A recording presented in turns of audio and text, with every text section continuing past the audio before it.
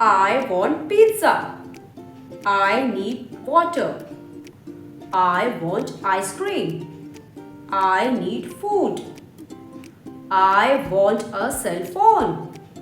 I need shelter. Let's check the difference in the meaning, usage, and examples of want and need. A want is something that you desire or would like to have but can live without. Examples of wants include a bicycle, a cell phone, entertainment, travel, designer clothing, luxury items, pizza, ice cream, coffee, expensive vehicles and homes, etc. Now, what about need?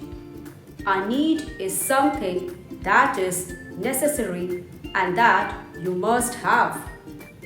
Food, clothing, housing or shelter, medical or healthcare, transportation, utilities, safety, and security are usually considered needs.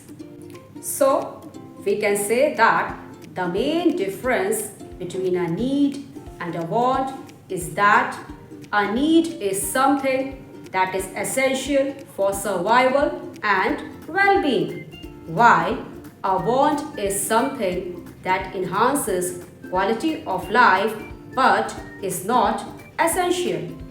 Or we can also say want means चाहत, need means ज़रूरत.